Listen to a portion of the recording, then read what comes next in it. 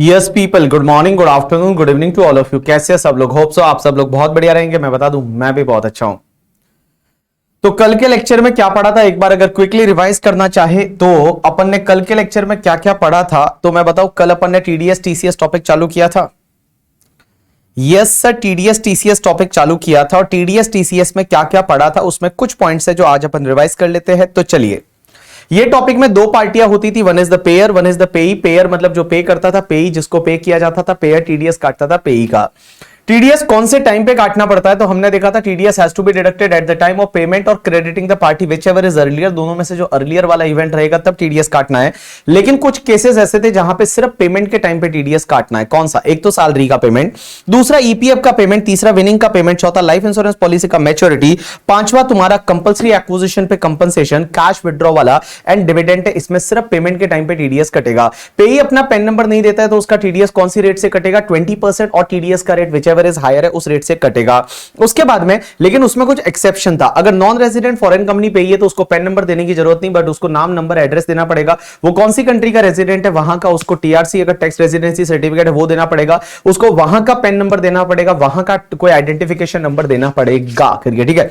उसके बाद जितनी भी टीडीएस की रेट है वो तुम्हारी फ्लैट रेट रहेगी, बट दो केस में आपको surcharge, health and education cess को कंसीडर करना है। एक तो किसी नॉन रेजिडेंट फॉरेन कंपनी को पेमेंट करते हो तो, और दूसरा सैलरी का पेमेंट करते हो तो। उसके बाद अपन ने एक सेक्शन पढ़नी चालू की थी। सबसे पहले 192, pair is any person that is the employer, पेई इज अ एम्प्लॉय, रेजिडेंट हो नॉन रेजिडेंट हो इसी सेक्शन में टीडीएस करता है। Rate is a slab rate से करता है। अब उसमें क्या होता है, एम्प्लॉय अगर अदर इनकम का डिटेल देता है तो एम्प्लॉयर कंसीडर करेगा, answer is yes, but losses का डिटेल कंसीडर नहीं करेगा except the loss from house property. Loss from house property को छोड़ के बाकी डिटेल लॉसेस है वो कंसीडर नहीं करेगा।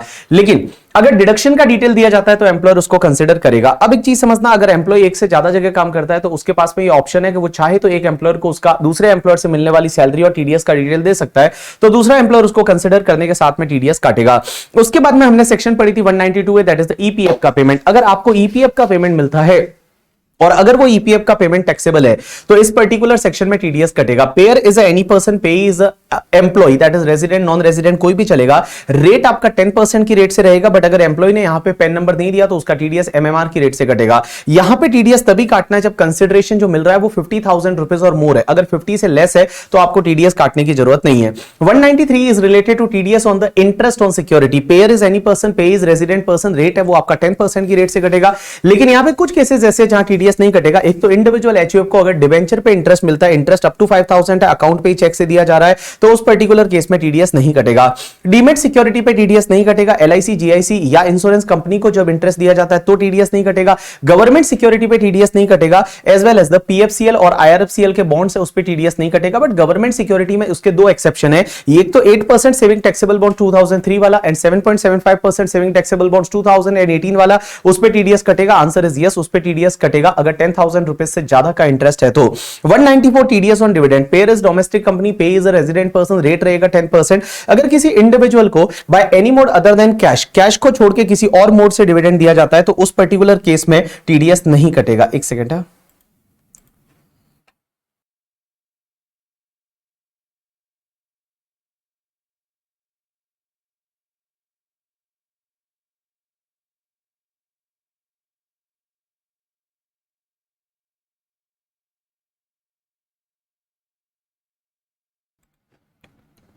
उसके बाद में अपन देख रहे थे डिविडेंड के केस में, अगर डिविडेंड है वो 5,000 रुपए तक की और वो एनी मोड अदर देन आपको क्या बोलते हैं कैश में नहीं देना है तो उस पर्टिकुलर केस में टीडीएस नहीं कटेगा। 194 ए क्या था, इंटरेस्ट अदर देन इंटरेस्ट और सिक्योरिटी। पेयर कौन रहेगा? एनी पर्सन, बट यहां पे बीबी सर की वाइफ को टीडीएस नहीं काटना। इंडिविजुअल एचओ को टीडीएस तभी काटना है जब लास्ट ईयर का टर्नओवर 1 करोड़ से ज्यादा है, ग्रॉस रिसीट 50 लाख से ज्यादा है तो ही टीडीएस काटना है, अदरवाइज टीडीएस काटने की जरूरत नहीं है। पेई कौन होना चाहिए? रेजिडेंट पर्सन होना चाहिए, 10% की रेट रहेगी। यहां पे टीडीएस तभी काटना है जब इंटरेस्ट पूरे साल का मिला के 5,000 रुपए से ज्यादा है। बट अगर बैंक, कोऑपरेटिव बैंक या पोस्ट ऑफिस दे रही है तो यहां पे लिमिट 40,000 हो जाएगी। सीनियर सिटीजन को दिया जा रहा है तो लिमिट है वो 50,000 हो जाएगी। लेकिन ये जो लिमिट है ये बैंक वाइज देखी जाएगी, ब्रांच वाइज नहीं देखी जाएगी। अब एक और चीज समझना, यहां पे मैंने बोला था सेविंग बैंक का इंटरेस्ट का कितना भी इंटरेस्ट है उस पे कोई भी टीडीएस नहीं कटेगा। उसके बाद में इनकम टैक्स रिफंड का इंटरेस्ट जितना भी रहेगा उस पे कोई भी टीडीएस नहीं कटेगा। फर्म पार्टनर को इंटरेस्ट देती है उस पे टीडीएस नहीं कटेगा। जीरो कूपन बॉन्ड्स पे टीडीएस नहीं कटेगा। आप इंटरेस्ट अगर किसी बैंक को, कोऑपरेटिव बैंक को, फाइनेंशियल कॉर्पोरेशन को, एलआईसी, जीआईसी किसी इंश्योरेंस कंपनी को इंटरेस्ट देते तो आपको टीडीएस उसका नहीं काटना है। कोऑपरेटिव बैंक किसी अपने मेंबर को इंटरेस्ट देती है, दूसरी कोऑपरेटिव बैंक को इंटरेस्ट देती है, कोऑपरेटिव कोऑपरेटिव सोसाइटी अपने मेंबर को या फिर दूसरी कोऑपरेटिव सोसाइटी को इंटरेस्ट देती है, कोऑपरेटिव बैंक किसी दूसरी कोऑपरेटिव सोसाइटी को इंटरेस्ट देती है, टीडीएस नहीं कटेगा।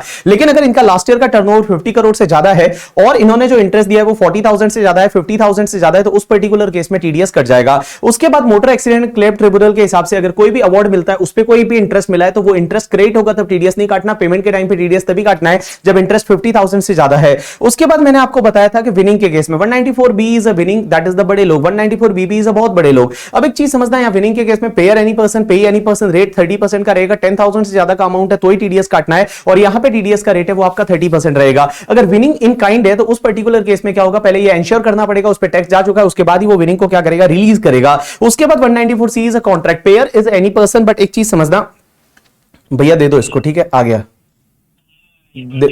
हाँ दे दो, हाँ दे दो। हाँ, अब एक चीज समझना, यहां पे जो मैं आपको बोल रहा था, एक कॉल था इसके लिए सॉरी यार, ठीक है।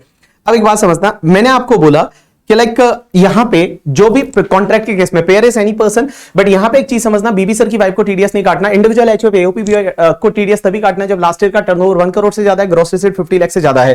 पेई कौन होगा, रेसिडेंट पर्सन।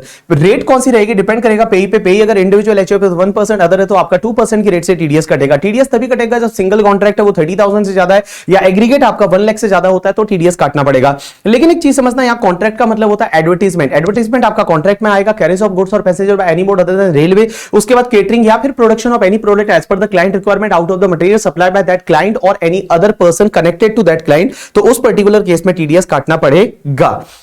एक चीज सेकेंड, हेलो,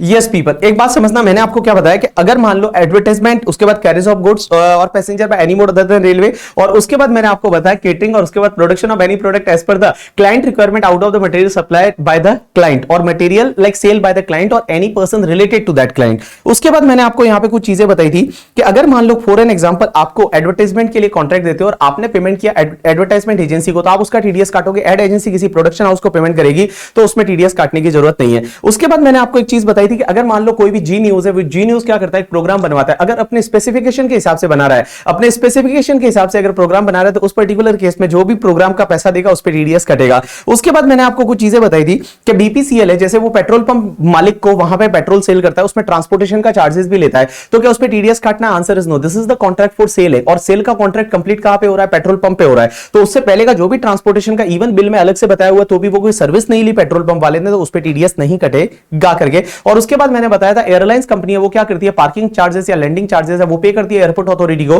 तो उस पे टीडीएस 194C में कटेगा, 194I में नहीं कटेगा। डन, इतना हुआ था। चलिए डन।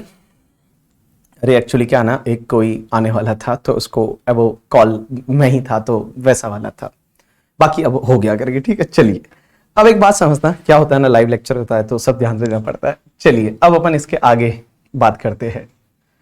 बोलते हैं सर इतना फास्ट फास्ट बोल देते हो। यस सर, मैंने तो देखो रट्टा मारा हुआ है करके। क्या मारा हुआ है? रट्टा। मैंने तो रट्टा मारा। इसकी एक दवाई आती है, पता है आपको, कि आप एज इट इज पूरा रट्टा मार सकते हो। मतलब कोई भी बुक है उसका रट्टा मार सकते हो, उसकी एक टेक्निक होती है।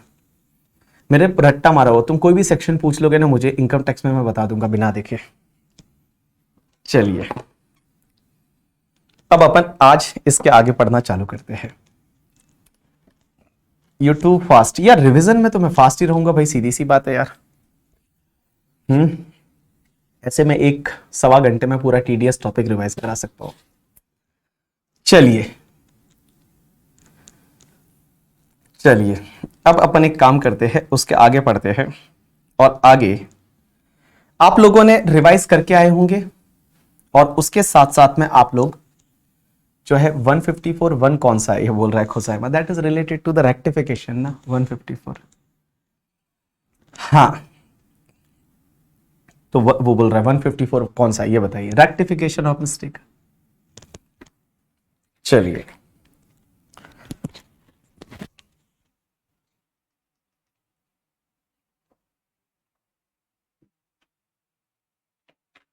चलिए 194 कल अपन ने सी तक पढ़ा था, आज अपन उसके आगे पढ़ना चालू करेंगे।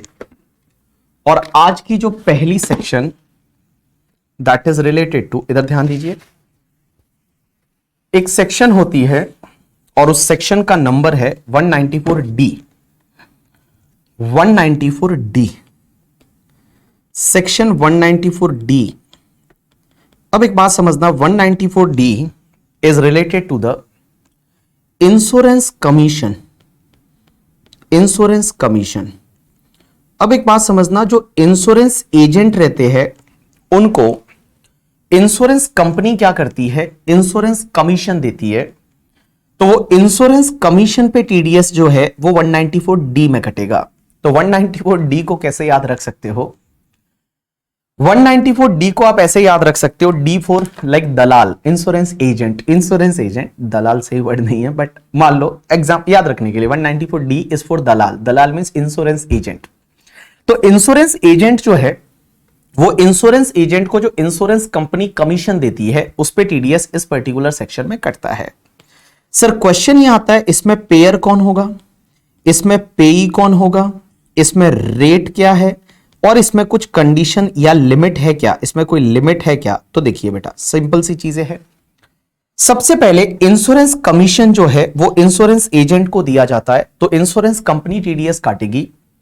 और टीडीएस कौन सी सेक्शन में कैसे काटेगी समझने की कोशिश करना करके, ठीक है। तो चलिए, सबसे पहली चीज, पेयर कौन है, तो पेयर में यहां पे any person, pair is a any person, means कोई भी पर्सन इंश्योरेंस कमीशन किसी को दे रहा है तो टीडीएस काटेगा। पेई कौन है, तो मैं बता दूं, पेई रेजिडेंट पर्सन। तो जो भी रेजिडेंट पर्सन है वो रेजिडेंट पर्सन का यहां टीडीएस कटेगा। रेट टीडीएस की क्या रहेगी, यहां पे रेट रहेगी 5%। एंड गाइस, टीडीएस तभी काटना है जब पूरे साल का मिला के कमीशन है वो 15,000 रुपीज पर एनम से ज्यादा दिया जा रहा है। मींस 15,000 से ज्यादा दिया जा रहा है तो ही आपको टीडीएस काटना है, अदरवाइज टीडीएस काटने की जरूरत नहीं है। तो देखिए बेटा, पेयर कौन है यहां पे, एनी पर्सन। पेई कौन है, रेजिडेंट पर्सन। रेट क्या है, 5%। और बेटा लिमिट यह है कि 15,000 पर एनम से ज्यादा का कमीशन है, इंश्योरेंस कमीशन, तो ही टीडीएस कटेगा। उसके साथ साथ में एक और कमीशन की सेक्शन पढ़ेंगे, इधर देखिए, और वो दूसरी सेक्शन है 194G करके। और 194G में है वो आपका लॉटरी एजेंट का कमीशन। अब एक बात समझना, लॉटरी एजेंट का जो कमीशन होता है, लॉटरी एजेंट के कमीशन पे टीडीएस कैसे कटेगा, तो देखना, लॉटरी एजेंट जी को ऐसे याद रख सकते हो, दैट इज द गैम्बलिंग। आप एक बात बताइए, जी फॉर गैम्बलिंग। गैम्बलिंग कौन सिखाता है आपको, लॉटरी एजेंट सिखाता है।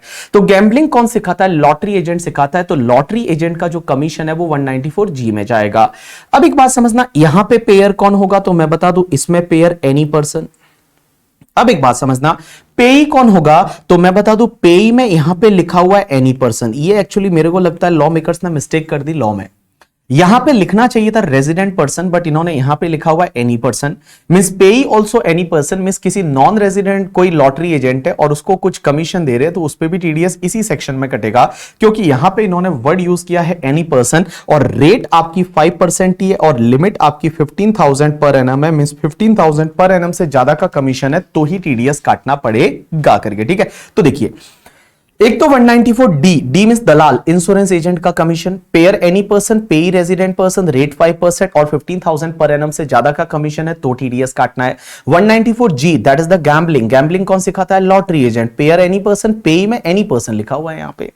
मेरे को लगता है यहां पे लॉ मेकर्स ने मिस्टेक की है, एनी पर्सन की जगह रेजिडेंट पर्सन लिखना चाहिए, बिकॉज नॉन रेजिडेंट का 5% से टीडीएस काट रहे हैं। आई डोंट हैव लाइक, इसमें नॉर्मली ऐसा होता नहीं होगा कि नॉन रेजिडेंट कोई लॉटरी एजेंट है जिसको कमीशन मिल रहा है जो इंडिया में टैक्सेबल हो रहा है। इट इज वेरी रेयर करके, बट यहां पे लिखते टाइम शायद रेजिडेंट पर्सन लिखना चाहिए था, बट नहीं लिखा हुआ है एनी पर्सन करके, ठीक है। चलिए, उसके बाद में एक और कमीशन की सेक्शन है, दैट इज द 194H करके। एक और कमीशन की सेक्शन है, दैट इज द 194H करके। अब एक बात समझना, 194H ये बोलती है, 194H दैट इज आपका बाकी कोई भी कमीशन एंड ब्रोकरेज बच गया, तो अदर कोई कमीशन एंड ब्रोकरेज बच गया तो उस पर्टिकुलर केस में 194H में टीडीएस कटेगा। अब एक बात समझना, other commission and brokerage means कौन सा अदर का मतलब क्या हुआ, जो insurance commission and lottery agent के कमीशन को छोड़ के बाकी कोई कमीशन किसी को आप देते हो, ब्रोकरेज देते हो, उस पे टीडीएस 194H में कटेगा। अब इस H को ऐसे याद रख सकते हो, जैसे फॉर एन एग्जांपल मेरी लाइक मान लो हम किसी को घर भाड़े पे लेते हैं या घर का सेल वेल करते हैं तो अपन ब्रोकर के थ्रू करते हैं। हम क्या करते हैं, ब्रोकर के थ्रू करते हैं। तो हाउस भाड़े पे लिया या हाउस अगर अपन ने सेल किया या रेंट पे दिया तो अपन ऑलवेज क्या करते हैं, ब्रोकर के थ्रू करते हैं। तो उस ब्रोकरेज को अपन 194H में ले जाएंगे। अब यहां पे क्वेश्चन ये आता है पेयर कौन होगा, तो पेयर में पहले तो मैं लिखूंगा एनी पर्सन। लेकिन एक बात बताइए, क्या बीबी सर की वाइफ के लिए ये पॉसिबल है टीडीएस काटना? Answer is no. एक बात समझिए, मेरी जो वाइफ है, मेरी वाइफ ने किसी ब्रोकर के थ्रू कोई घर भाड़े पे लिया और मेरी वाइफ ने ब्रोकर को ब्रोकरेज दिया। Is it possible for my wife to deduct the TDS? Answer is no. तो यहां पे एनी पर्सन के ब्रैकेट में मैं क्या लिखूंगा, except that is the BB sir wife. तो बीबी सर वाइफ को छोड़ के मींस इंडिविजुअल एचयूएफ को टीडीएस तभी काटना है जब लास्ट ईयर का टर्नओवर है, वो लास्ट ईयर का टर्नओवर आपका, लास्ट ईयर का टर्नओवर जो है वो आपका 1 करोड़ से ज्यादा है, या लास्ट ईयर का ग्रॉस रिसीट है वो 50 लाख से ज्यादा है। एक बात बताऊं आपको, इसका मैं की बता दूं क्या आपको? मैं इसका एक की बता देता हूं, जो आप ध्यान रखना कि एक्सी एक्चुअली 6 सेक्शन है। जिन 6 सेक्शन में ये लिखा हुआ है बीबी सर की वाइफ को टीडीएस नहीं काटना, बाकी सब जगह जो लिखा हुआ है वो लिखा हुआ है एनी पर्सन। ऐसी 6 सेक्शन है। एक काम करता हूं, मैं उसके लिए आपको एक जो है वो एक की बता रहा हूं करके, ठीक है। और वो की ये रहेगी कि लाइक रिया हाईजैक। क्या बोला मैंने? रिया हाईजैक। ये रिया को हाईजैक कर लिया था, आपको पता है जो सुशांत वाला मामला हुआ, पता नहीं क्या हुआ नहीं हुआ करके, क्या उसका कितना दोष था नहीं था, वो अदालत है, वो अदालत का काम है, वो तय करेगी कि उसमें उसका रोल था या नहीं था। बट आपने देखा होगा कि लाइक टीवी पे वगैरह like they have hijack the Riya करके। तो रिया को हाईजैक कर लिया, आप ऐसे याद रखेंगे, रिया को हाईजैक कर लिया। अब रिया को हाईजैक का मतलब क्या हुआ कि देखिए, रिया को हाईजैक, यहां रिया में आर मतलब होता है 194R, जो इसी साल से सेक्शन आई है, नई सेक्शन जिसको आज पढ़ेंगे अपन कल मोस्टली। एच का मतलब होता है 194H, आई का मतलब होता है 194I, जे का मतलब होता है 194J, और ए का मतलब होता है 194A, और सी का मतलब होता है 194C। ये बेटा 6 सेक्शन ऐसी है, हाईजैक वाली 5 और रिया वाली 1, दैट इज द आर। ये टोटल 6 सेक्शन ऐसी है, 6 सेक्शन ऐसी है जिसमें बीबी सर की वाइफ को टीडीएस नहीं काटना। मींस वहां पे ऐसा लिखा हुआ है payer is any person, but individual HUF को टीडीएस तभी काटना है जब लास्ट ईयर का टर्नओवर 1 करोड़ से ज्यादा है या ग्रॉस रिसीट 50 लाख से ज्यादा है, तो ही टीडीएस काटना है, अदरवाइज इंडिविजुअल एचयूएफ को टीडीएस नहीं काटना। अब एक और चीज समझना, यहां पे लिखा हुआ है payer is any person but except BB sir की वाइफ, क्योंकि यह हाईजैक में आता है। तो हाईजैक में रिया हाईजैक वाली जो 6 सेक्शन है उसमें टीडीएस आपको तभी काटना है जब last year turnover was more than 1 crore और gross receipt was more than 50 lakh in case of individual HUF. अब एक चीज समझना, पेई कौन होगा? तो पेई इसमें रेजिडेंट पर्सन है ना, रेजिडेंट पर्सन है तो ही टीडीएस काटना है। इसमें भी रेट क्या है, 5% है, और बेटा पूरे साल का मिला के कमीशन या ब्रोकरेज 15,000 रुपीज पर एनम से ज्यादा है तो ही टीडीएस काटना है। तो देखिए मैंने क्या किया यहां पे बेटा, ये जो 3 सेक्शन है ना उसको पैरेलल आपको समझाया, जिससे आपको समझ में आया कि तीनों कमीशन की बात कर रही है। डी मतलब दलाल, इंश्योरेंस एजेंट, जी मतलब गैम्बलिंग कौन सिखाता है, लॉटरी एजेंट, एच मतलब घर भाड़े पे लेते हो या घर किसी को सेल करते हो ब्रोकर के थ्रू, तो that is a brokerage and commission. Pair कौन होगा? देखो इसमें लिखा हुआ है एनी पर्सन, इसमें भी लिखा हुआ एनी पर्सन, उसमें लिखा हुआ any person but other than BB sir की वाइफ, क्योंकि वो रिया हाईजैक में आता है। यहां पे पेई कौन है? Resident person, any person, resident person, और तीनों में रेट है आपकी 5%, और बेटा 15,000 पर एनम से ज्यादा का कमीशन है तो ही टीडीएस काटना पड़ेगा, अदरवाइज टीडीएस काटने की जरूरत नहीं है। अब एक और चीज समझना, मैं 194H से रिलेटेड आपको कुछ चीजें बताने वाला हूं। अब एक बात समझना, 194H से रिलेटेड एक चीज ध्यान रखना, ये जो बीएसएनएल है, बीएसएनएल और बीएसएनएल और एमटीएनएल है, इनके आपको पता रहेगा पहले है ना एसटीडी पीसीओ हुआ करते थे। पहले आपको पता रहेगा एसटीडी पीसीओ हुआ करते थे। एसटीडी पीसीओ आपको अगर याद रहेगा तो पहले वो येलो कलर के डब्बे हुआ करते थे, और वो येलो कलर के डब्बे में जाके लोग बातें किया करते थे अपने लाइक पहचान वालों से, या अपने जो भी खास रहते थे उनसे बातें किया करते थे। ये एसटीडी पीसीओ वाले जो थे, इनको जो ये एमटीएनएल बीएसएनएल क्या देती है? कमीशन देती है, उनको कमीशन देती है, दैट इज द, उनको कमीशन देती थी। तो क्वेश्चन ये आता है उस कमीशन पे टीडीएस कटेगा? Answer is no. Lawmakers ने यहां पे एक्सेप्शन डाला है, उस पे टीडीएस नहीं कटेगा। तो एमटीएनएल या बीएसएनएल ने अपने एसटीडी पीसीओ, जिसको आप कॉल ऑफिस फ्रेंचाइजी बोल सकते हैं, उनको अगर पेमेंट किया तो उस पे टीडीएस नहीं कटेगा। एक और चीज ध्यान रखना, अगर सिक्योरिटी से रिलेटेड कोई भी कमीशन है ना तो उस पे टीडीएस नहीं कटेगा। सिक्योरिटी से रिलेटेड कोई भी कमीशन है उस पे टीडीएस नहीं कटेगा, जैसे अंडरराइटर कमीशन है, या फिर मान लो brokerage on the public issue किया, उस टाइम पे किसी को ब्रोकरेज दिया या अंडरराइटर कमीशन दिया तो उस पे टीडीएस नहीं कटेगा। So always remember that security से रिलेटेड अगर कोई भी आपका कमीशन है तो उस पे कभी भी टीडीएस नहीं कटेगा। सिक्योरिटी से रिलेटेड कोई भी आपका कमीशन है तो उस पे आपका टीडीएस नहीं कटेगा। आप एक काम करिए, 1 मिनट का टाइम देता हूं, ये तीनों सेक्शन जो है, इन 3 सेक्शन में जितना दे रखा है, केस लॉस पार्ट को छोड़ दीजिए, अभी अपन थोड़ी देर में केस लॉ चालू करते हैं, बट उससे पहले आप एक काम करिए, इन तीनों सेक्शन में जो जो दे रखा है उसको रीड करके और उसको टिक मार दीजिए तीनों सेक्शन को।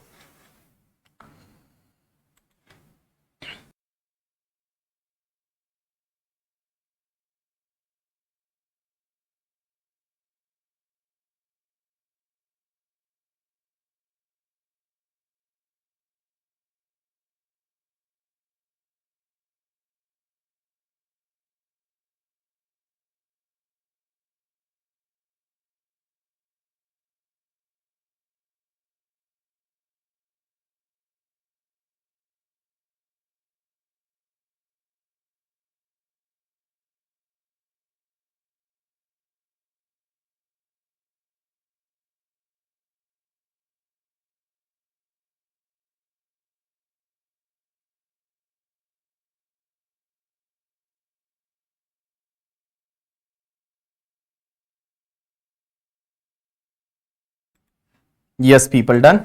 चलिए अब आप एक बात समझिए, इधर देखिए सब लोग, सनप्रीत इधर देखिए, एक चीज समझना आप लोग, एक दो कॉन्सेप्ट होते हैं और वो दोनों कॉन्सेप्ट को आप समझने की कोशिश करना। एक कॉन्सेप्ट होता है दैट इज द कमीशन और एक कॉन्सेप्ट होता है दैट इज द डिस्काउंट।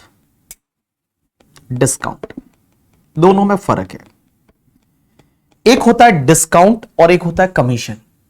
एक होता है डिस्काउंट, सर एग्जैक्ट 15,000 पे टीडीएस डिडक्ट होगा, नहीं होगा, मोर देन 15,000 है तो डिडक्ट होगा, क्योंकि आप लैंग्वेज को देखेंगे तो मैंने लिखा हुआ है no TDS up to 15,000, means up to means up 15,000 तक है तो टीडीएस नहीं डिडक्ट होगा, 15,000 से ऊपर हुआ तो पूरे पे टीडीएस डिडक्ट होगा।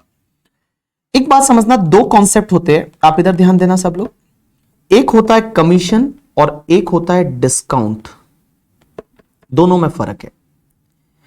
जब भी कमीशन वर्ड आता है, कमीशन है, तो उस पर्टिकुलर केस में आपका टीडीएस कटेगा 194H में, अगर कमीशन है तो टीडीएस कटेगा। लेकिन ऑब्वियसली अगर डिस्काउंट है तो डिस्काउंट के केस में आपका टीडीएस नहीं कटेगा, कमीशन के केस में कटेगा, डिस्काउंट के केस में नहीं कटेगा। लेकिन कमीशन किसको बोलेंगे और डिस्काउंट किसको बोलेंगे सर, कैसे आइडेंटिफाई करेंगे ये कमीशन है एंड ये डिस्काउंट है, चीजों को समझना सनप्रीत। देखिए, जब भी अगर प्रिंसिपल एंड एजेंट का रिलेशनशिप है, प्रिंसिपल एंड एजेंट का रिलेशनशिप है, इसको बोला जाता है कमीशन, इस पे टीडीएस कटेगा।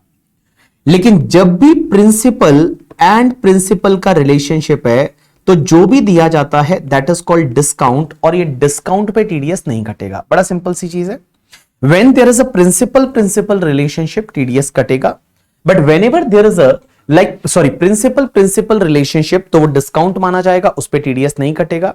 बट अगर प्रिंसिपल एजेंट रिलेशनशिप है तो उसमें कमीशन माना जाएगा और कमीशन के केस में टीडीएस कटेगा। अब आप एक बात समझते हैं, सर कमीशन कब माना जाता है और डिस्काउंट कब माना जाता है। देखिए, एक होता है प्रिंसिपल बेसिस पे रिलेशनशिप, मतलब जैसे ही आपने कोई प्रोडक्ट किसी को दिया, आपका रिस्क एंड रिवॉर्ड ट्रांसफर हो गया, आपकी कोई रेस्पॉन्सिबिलिटी उससे अटैच नहीं है, आपका उस पर कोई कंट्रोल नहीं है, that is called principal relationship. But मान लो किसी को आपने कोई गुड्स दिया और आगे वाले की रेस्पॉन्सिबिलिटी, आपका जो रिस्क एंड रिवॉर्ड पूरा ट्रांसफर नहीं हुआ है, स्टिल आपकी कोई ना कोई रेस्पॉन्सिबिलिटी अटैच है, आपका कोई ना कोई कंट्रोल उस पर अटैच है, तो उस पर्टिकुलर केस में आपका कंट्रोल है वो स्टिल है उस प्रोडक्ट पे करके, तो उस पर्टिकुलर केस में ये डिस्काउंट नहीं, ये कमीशन माना जाता है और ये आपका प्रिंसिपल एजेंसी रिलेशनशिप माना जाता है। अपन एक काम करते हैं, कुछ एग्जांपल लेते हैं और उस एग्जांपल से समझने की कोशिश करते हैं।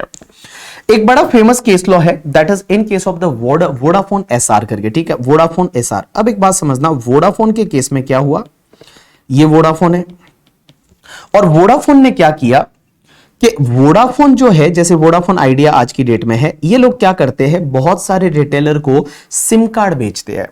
बहुत सारे रिटेलर को ये सिम कार्ड बेचते हैं as well as the recharge coupon बेचते हैं। जैसे पहले आपको पता है रिचार्ज कूपन हुआ करते थे, रिचार्ज कूपन बेचते हैं। तो वोडाफोन क्या करती है, अपने रिटेलर को सिम कार्ड बेचती है, रिचार्ज कूपन बेचती है। जैसे अपन एक एग्जांपल लेते हैं, यहां पे एक मोबाइल की दुकान वाला है जिसका नाम है टॉप 10 मोबाइल। अब ये टॉप 10 मोबाइल वाला है, इसको क्या कर रही है वोडाफोन, रिचार्ज कूपन बेचती है और सिम कार्ड बेचती है। अब इनके बीच में ऐसा अरेंजमेंट है कि जो भी आपको दिया जाएगा उसमें आपका 4% आपका प्रॉफिट रहेगा। मींस फॉर एन एग्जांपल, इन्होंने जो रिचार्ज दिया, वो रिचार्ज अगर इसको 1 करोड़ रुपीस का रिचार्ज बेचा, इसको 1 करोड़ रुपीस का रिचार्ज बेचा, तो टॉप 10 मोबाइल वालों को वीआई को कितना पेमेंट करना है पता है, ओनली 96 लाख रुपीस। ओनली जो ये वीआई वाले को पेमेंट करेंगे, वोडाफोन आइडिया को पेमेंट करेंगे, that is the 96 lakh rupees. Means 96 lakh rupees इनको पेमेंट करना है। They will make the payment of the 96 lakh rupees only. Means 4% है वो उनका अर्निंग है, उनका प्रॉफिट है। उसको आप कमीशन डिस्काउंट क्या बोलेंगे वो अभी अपन देखेंगे। अब क्वेश्चन यहां पे ये आता है कि सर एक बात बताइए, यहां पे इस वोडाफोन आइडिया ने इनको सिम कार्ड बेचा, रिचार्ज कूपन बेचा, और टॉप 10 मोबाइल वाले जो है, वो टॉप 10 मोबाइल वाले क्या करेंगे, कस्टमर को रिचार्ज कूपन बेचेंगे। और कस्टमर जैसे ही अपने मोबाइल में रिचार्ज करेगा, वोडाफोन आइडिया उसको बैलेंस देगी या वैलिडिटी देगी करके, ठीक है, और उसके बाद में उसको वो यूज कर पाएगा। अब क्वेश्चन यहां पे ये आता है कि सर एक बात बताइए, whatever the benefit given to the top 10 mobile of the 4 lakh rupees, sir ये 4 लाख रुपीस क्या कमीशन है या डिस्काउंट है, ये कमीशन है या डिस्काउंट है, ये क्वेश्चन आ गया। ये क्वेश्चन आ गया कि ये 4 लाख रुपीस कमीशन है या डिस्काउंट है, बिकॉज यहां पे सिम कार्ड बेचा था 1 करोड़ के, और उसने जो है वो 96 लाख का पेमेंट किया, तो 4 लाख जो है वो इनका ऑब्वियसली जो है वो उनका प्रॉफिट है। तो ये 4 लाख कमीशन है या डिस्काउंट है। तो यहां पे हाईकोर्ट ने ये देखा, केरला हाईकोर्ट का जजमेंट है, केरला हाईकोर्ट ने ये देखा कि जैसे ही अगर ये सिम कार्ड या रिचार्ज कूपन बेच दिए इस टॉप 10 मोबाइल को, क्या वोडाफोन आइडिया की रेस्पॉन्सिबिलिटी खत्म हो गई? क्या वोडाफोन आइडिया की रेस्पॉन्सिबिलिटी खत्म हो गई? उसके बाद answer is no guys, Vodafone Idea की रेस्पॉन्सिबिलिटी खत्म नहीं हुई है। क्या वोडाफोन आइडिया का जो वोडाफोन आइडिया है उनका कंट्रोल उस पर चला गया? Answer is no, Vodafone Idea का कंट्रोल नहीं गया है। ये टॉप 10 मोबाइल वाला है, जब ये कस्टमर उसके मोबाइल में, जैसे मान लो सनप्रीत ने उसको मोबाइल में रिचार्ज किया, तो सनप्रीत के मोबाइल में बैलेंस कौन देगा? वीआई देगा। उसको कितना बैलेंस देना है, कैसे देना है, कितनी वैलिडिटी देनी है करके, ठीक है, ये सब किसका है? वीआई का है। मींस वीआई का रिस्क रिवॉर्ड ट्रांसफर नहीं हुआ है, as well as the Vi का कंट्रोल भी अभी तक गया नहीं है। कंट्रोल रिचार्ज पे अभी भी वीआई है, क्योंकि वोडाफोन आइडिया जिस दिन वो रिचार्ज करेगा तो उसका कंट्रोल पूरा वीआई के पास है। वीआई उसको बैलेंस देगा, वीआई उसको टॉक टाइम देगा, वीआई उसको वैलिडिटी देगा। तो here top 10 mobile is just an agent. यहां पे टॉप 10 मोबाइल है वो सिर्फ एक एजेंट है, और इसके पास में जो 4 लाख है, ये 4 लाख आपका डिस्काउंट नहीं कमीशन माना जाएगा। और जब कमीशन माना जाएगा तो 194H में टीडीएस काटना पड़ेगा। इस पे 194H है, वो 194H में दीक्षित जो है, वेदांत दीक्षित, वो टीडीएस काटना पड़ेगा। अब एक चीज समझना, आप मुझे ये बोलोगे टीडीएस कैसे काटेगा वोडाफोन? वोडाफोन टीडीएस कैसे काटेगा?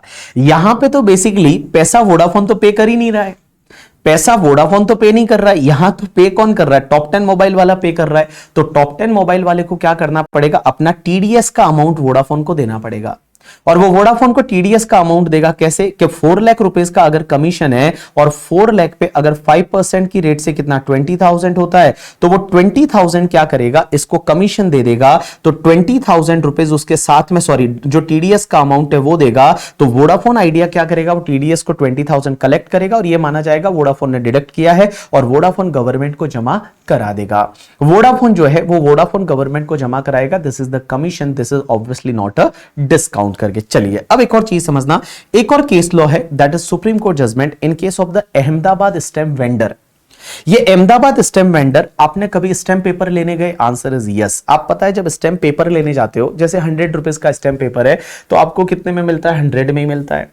अगर कोई 500 रुपए का स्टैम्प पेपर है तो आपको कितने में मिलता है? आपको 500 में ही मिलता है। अब एक बात समझना, हुआ क्या, ये जो स्टेम वेंडर्स होते हैं, ये स्टेम वेंडर्स होते हैं। अब वेंडर्स क्या करते हैं, आप वेंडर्स से खरीदते हो। जैसे मान लो मेरे को एक स्टेम पेपर खरीदना था, मैं वेंडर के पास गया, कोर्ट में वेंडर होते हैं, वेंडर के पास गया बीबी, और बीबी ने मान लो 500 रुपए का स्टेम पेपर खरीदा और उसको 500 रुपए दे दिए। बट ये स्टेम वेंडर जो होते हैं, ये स्टेम वेंडर कहां से लाते हैं? ये स्टेम वेंडर जो है, जितने भी स्टेम पेपर है, ये स्टेम पेपर कहां से खरीदते हैं? कोर्ट से खरीदते हैं। अब कोर्ट क्या करती है, इनको स्टेम पेपर देती है, और कोर्ट जो है उनको कम पैसे में देती है। जैसे मान लो कोई भी स्टेम पेपर है, उसका एमआरपी फॉर एन एग्जांपल 500 है, तो कोर्ट इनको कितने में सेल करती है पता है? 450 में सेल करती है। अब क्वेश्चन यहां पे ये आता है कि ये जो डिफरेंस है, ये डिफरेंस क्या है? ये डिस्काउंट है या कमीशन है? ये जो डिफरेंस है, ये डिफरेंस क्या है? डिस्काउंट है या कमीशन है? क्योंकि कोर्ट ने क्या किया, ये स्टैम्प पेपर जो वेंडर्स को बेचे, वो वेंडर्स को बेचे कितने में? 450 में बेचे। और बेटा उसकी एमआरपी है वो 500 है, वेंडर आगे जाके 500 में बेचेगा, तो वेंडर को कुल मिला के 50 रुपए का जो मिल रहा है वो क्या है? डिस्काउंट है या कमीशन है? यहां पे ये सुप्रीम कोर्ट तक गया, और सुप्रीम कोर्ट का कहना यह है कि जैसे ही कोर्ट स्टैम्प पेपर बेच देती है, उसके बाद कोर्ट का उस पर कंट्रोल नहीं रहता। वो स्टैम्प पेपर पे जाके आप क्या करोगे? आपकी मर्जी। आपको चाहिए तो आप मान लो क्या बोलते हैं, मैरिज डीड बना दो, आपको चाहिए तो आर्टिकलशिप का डीड बना दो, आपको चाहिए पार्टनरशिप डीड बना दो। उसमें कोई यहां पे कोर्ट का उस पर कोई कंट्रोल नहीं है, कोर्ट का उस पर कोई कंट्रोल नहीं है, तो यहां पे ये डिस्काउंट माना जाएगा। और जब डिस्काउंट माना जाएगा तो इसमें टीडीएस नहीं कटेगा। This is treated as the discount, ये डिस्काउंट माना जाता है और इसमें टीडीएस नहीं कटेगा। अब एक चीज समझना, एक और पॉइंट ये आता है, एक और केस लॉ है that is related to the Intervet India private limited का। अब ये इंटरवेट इंडिया प्राइवेट लिमिटेड के केस में क्या हुआ? इंटरवेट इंडिया प्राइवेट लिमिटेड, अब ये इंटरवेट इंडिया प्राइवेट लिमिटेड है, ये कंपनी क्या करती है कि अपने जो डीलर होते हैं, जैसे कुछ इस एग्जांपल को अपन एक काम करते हैं, किसी दूसरे एग्जांपल से लेते हैं। जैसे आपने सुना होगा सोनी करके कंपनी है, एक सोनी लिमिटेड कंपनी है जो अपने टीवी वगैरह बेचती है, अपने बहुत सारे इलेक्ट्रिक इक्विपमेंट बेचते हैं। अब इनके बड़े बड़े डीलर्स होते हैं, या जिसको स्टॉकिस्ट बोल सकते हैं, स्टॉकिस्ट बोल सकते हैं या डीलर बोल सकते हैं। अब हुआ क्या, ये लोग क्या करते हैं, बहुत बार डीलर को मोटिवेट करने के लिए कुछ स्कीम निकालते हैं, स्कीम निकालते आपने सुना होगा। और डीलर को बोला जाता है कि अगर मान लो इस महीने आपने 5 करोड़ की सेल कर दी, तो हम आपको 20 लाख का क्रेडिट नोट दे देंगे। हम आपने अगर 5 करोड़ की सेल की, अपने डीलर को बोलते हैं, जो होलसेलर रहते हैं उनको बोलते हैं कि अगर आपने 5 करोड़ की सेल कर दी तो हम आपको क्या करेंगे, 20 लाख का क्रेडिट नोट दे देंगे। अब उन्होंने क्रेडिट नोट दे दिया, क्वेश्चन ये आता है क्या ये कमीशन है? क्या जो ये कमीशन है इसको क्या अपन कमीशन बोलेंगे? Answer is no, it is a discount ना। ये तो तुम्हारा ट्रेड डिस्काउंट है। ऐसा नॉर्मली होता है बहुत बार कि आप क्या करते हो, आगे वाले को बोलते हो कि भैया आप इतना हमारा प्रोडक्ट सेल कर दीजिए, हम आपको इतने का क्रेडिट नोट दे देंगे। तो ये कोई कमीशन नहीं है, this will not be treated as the commission, ये कमीशन नहीं माना जाएगा, it will be treated as the discount, ये डिस्काउंट माना जाएगा। ये जो है, ये इंसेंटिव जो होते हैं, ये कोई कमीशन नहीं है, this will not be treated as the it will not be treated as a commission, obviously it is a discount और इस पे कोई भी टीडीएस नहीं कटेगा। अब एक और चीज समझना, एक केस लॉ है that is in case of the कतार एयरवेज करके, कतार एयरवेज। अब एक बात समझना, ये कतार एयरवेज एक कंपनी है, एयरलाइंस कंपनी है। अब हुआ क्या, कतार एयरवेज के केस में समझने की कोशिश करना, all people just pay attention. हाँ, जैसे ये एयरलाइंस कंपनी है, अब ये एयरलाइंस कंपनी क्या करती है, अपने जो टिकट बेचती है वो एजेंट्स के थ्रू बेचती है। बहुत बार अपने जो टिकट बेचती है वो एजेंट्स के थ्रू बेचती है। तो एयरलाइंस कंपनी है जिसका नाम है कतर एयरवेज। अब इन्होंने क्या किया पता है, अपने जो टिकट है वो टिकट बेचे, और टिकट इन्होंने बेचे कुछ एजेंट के थ्रू। एग्जांपल के लिए ले लेता हूं मेक माई ट्रिप, तो एमएमटी करके जो है मेक माई ट्रिप है, ये एक एजेंट है, इनके थ्रू ये लोग टिकट बेचते हैं। बहुत सारे एजेंट है, गो आई बीबो है, सबके थ्रू ये लोग बेचते हैं। अब हुआ क्या, जैसे मान लो इन्होंने क्या किया, इसको बोला कि आप टिकट इनको सेल किया, वो टिकट सेल किया फॉर एन एग्जांपल 100 रुपीज पे, और उस टिकट पे जो एमआरपी कोट है, उस टिकट पे जो एमआरपी कोट है वो एमआरपी कोट है 120 रुपीज, मींस 120 रुपीज उस टिकट पे एमआरपी कोट है। फ्लाइट का टिकट है, एयरलाइंस कंपनी ने एमएमटी को बोला कि आप 100 रुपीज हमको दीजिएगा, उस पे एमआरपी कोट है 120। अब इन्होंने क्या किया कि जो एमआरपी है ना, इस एमआरपी पे इनको 10% की रेट से कमीशन दिया। एमएमटी को 120 रुपीज पे 10% की रेट से कमीशन और दिया। तो मैं बोलूं 12 रुपीज कमीशन हुआ, तो ये 12 रुपीज कमीशन हुआ, तो ऑब्वियसली इस पे टीडीएस कटेगा 194H में। इस पे 194H में टीडीएस कटेगा। Here TDS is applicable under section 194H on the commission whatever paid by airlines company to the MMT.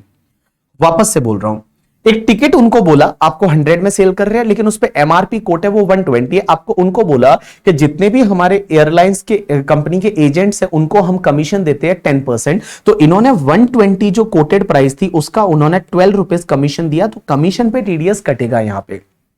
अब आगे हुआ क्या, ये जो मेक माई ट्रिप है ना, इनको ये अलाउ कर रखा है कि आप टिकट जो बेच सकते हैं वो 100 से लेके 120 की रेंज में कहीं पे भी आप इस टिकट को बेच सकते हैं।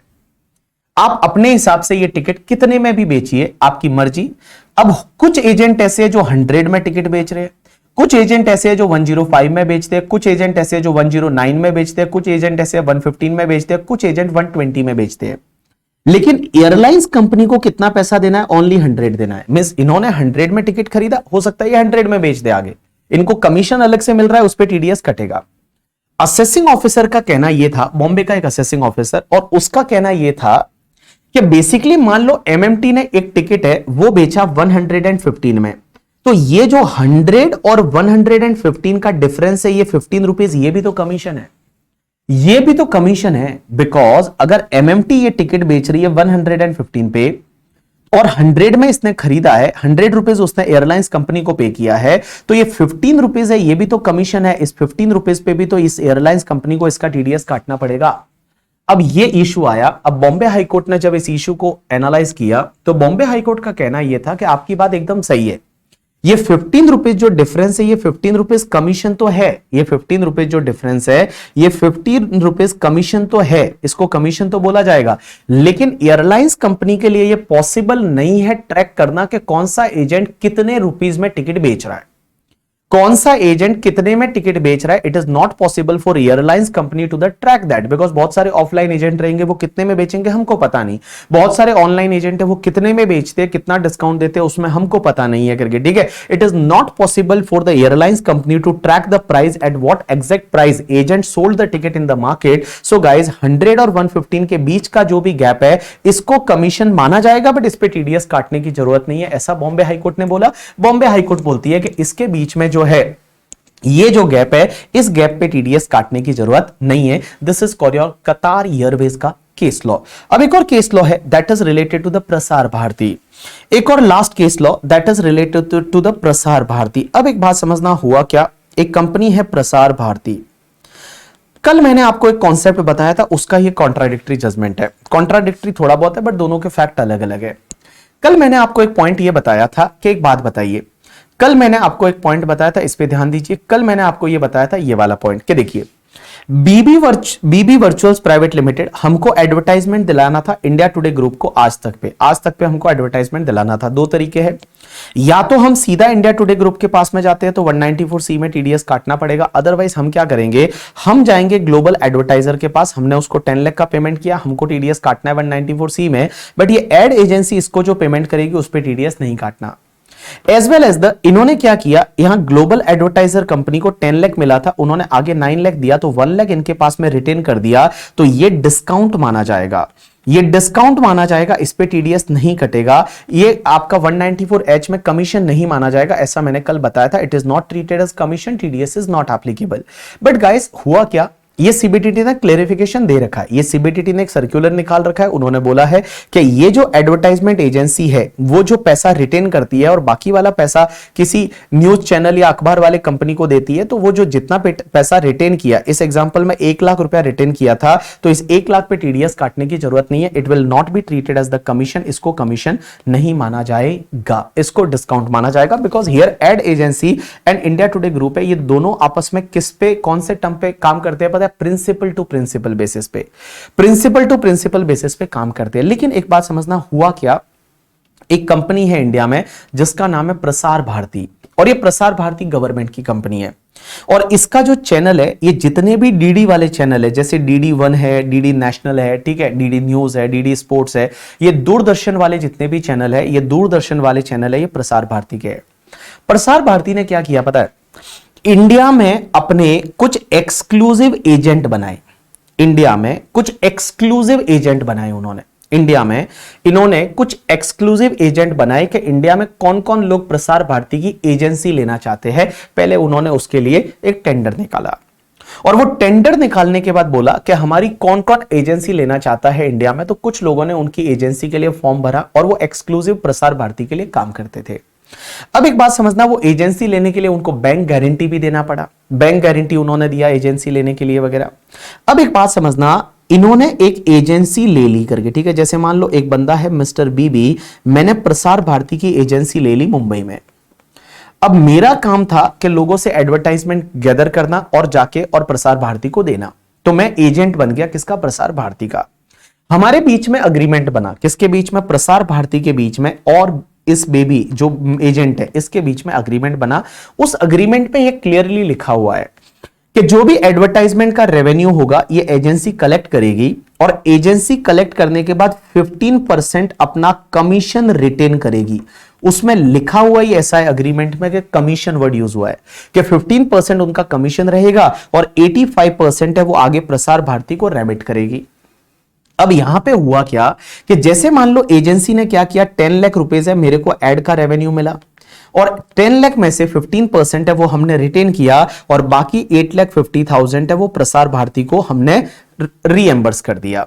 अब एक बात समझना, हमारे अग्रीमेंट में यह भी लिखा हुआ था कि भैया जो भी आप रिटेन करोगे, दैट इज इस एग्जांपल में आपने 1,50,000 रुपीज रिटेन किया है तो ये 1,50,000 पे टैक्स है वो टीडीएस आएगा और ये कमीशन माना जाएगा। ऐसा अग्रीमेंट में ही लिखा हुआ है, ऐसा अग्रीमेंट में ही लिखा हुआ है। अब क्वेश्चन यहां पे ये आता है कि क्या ये 1,50,000 कमीशन माना जाएगा या डिस्काउंट माना जाएगा। तो ये केस सुप्रीम कोर्ट तक गया क्योंकि इलाहाबाद हाईकोर्ट का एक कॉन्ट्राडिक्टरी जजमेंट था। इलाहाबाद हाईकोर्ट बोलती है कि नहीं नहीं इट इज अ डिस्काउंट, लेकिन सुप्रीम कोर्ट ने जब अग्रीमेंट को पढ़ा, अग्रीमेंट मंगाया कि अग्रीमेंट दीजिए, अग्रीमेंट को पढ़ते टाइम सुप्रीम कोर्ट ने बोला कि पहली चीज तो ये जो बंदा है ये एक्सक्लूसिव एजेंट है प्रसार भारती का, ये जो बंदा है ये एक्सक्लूसिव एजेंट है प्रसार भारती का, उनके बीच में अग्रीमेंट है, उस अग्रीमेंट में ये क्लियरली लिखा हुआ भी है करके, ठीक है, उस अग्रीमेंट में ये क्लियरली लिखा हुआ है, क्लियरली लिखा हुआ है कि ये कमीशन माना जाएगा, उस पर टैक्स लाइबिलिटी भी आएगा, ये सब माना जाएगा। तो इस पर्टिकुलर केस में बाबू ये 194H में कमीशन माना जाएगा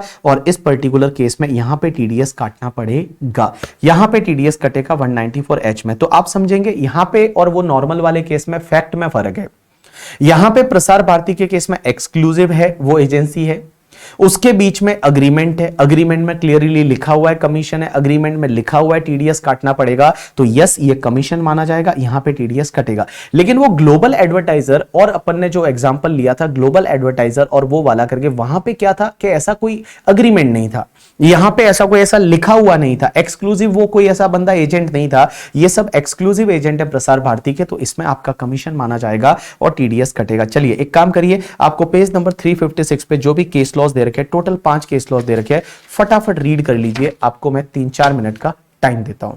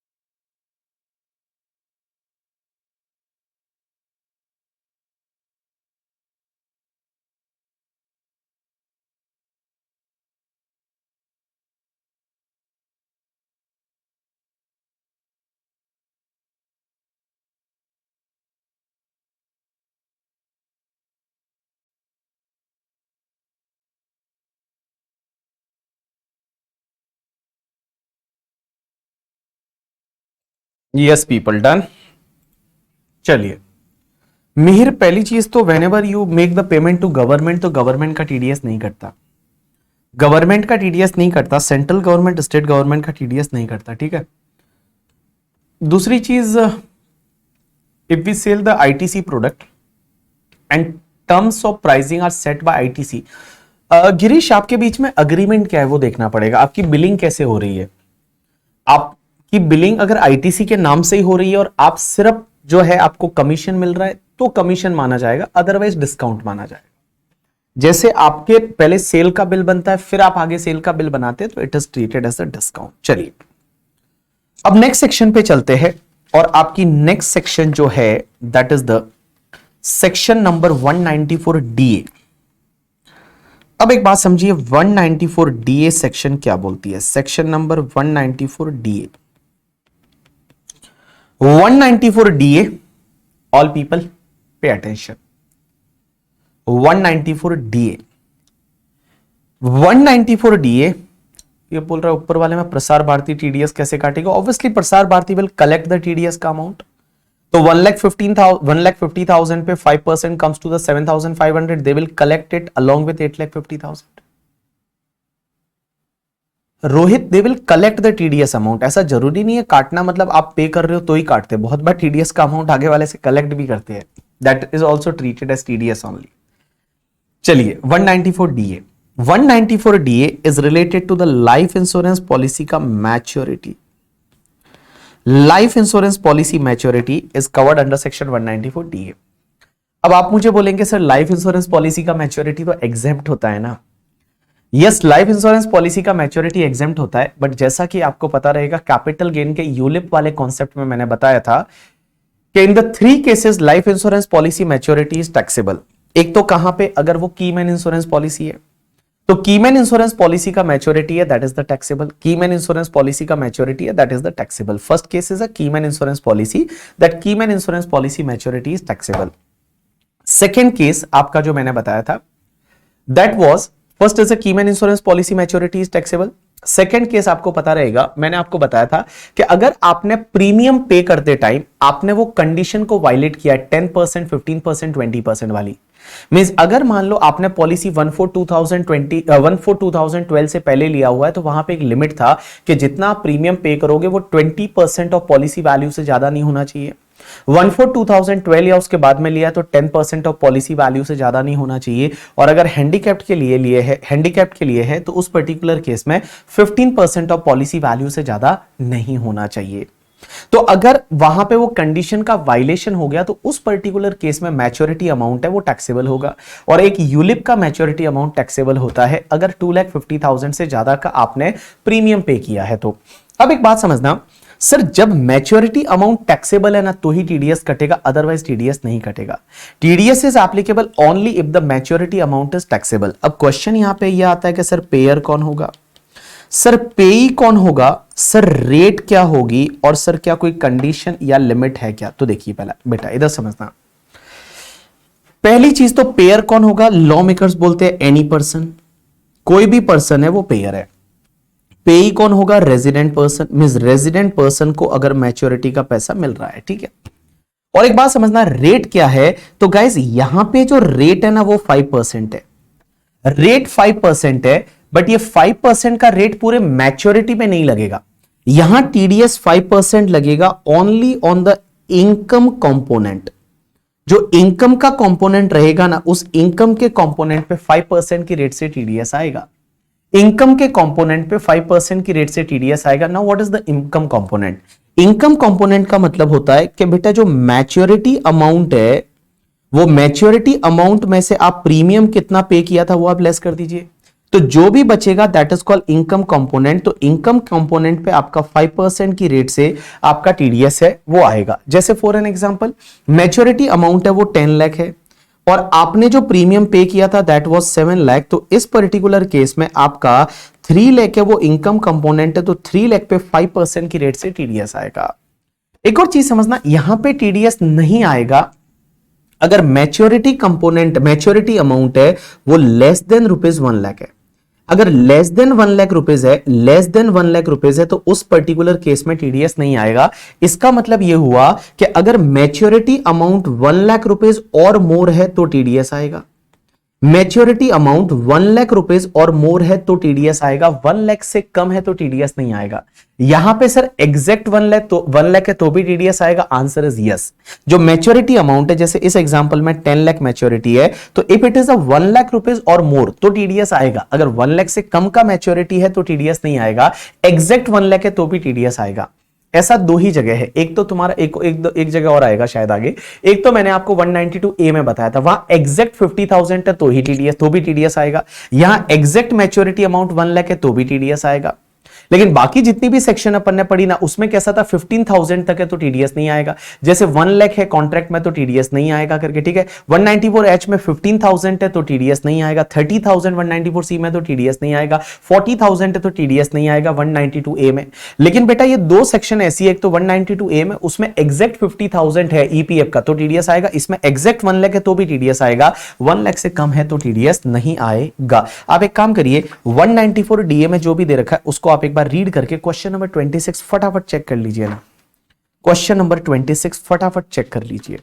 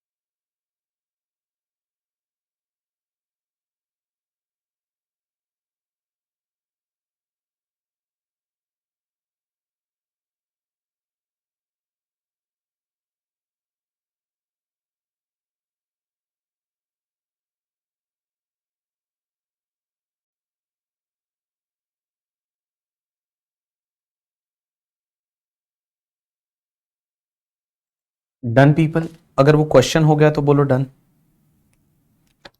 अगर वो क्वेश्चन हो गया तो बोलो डन।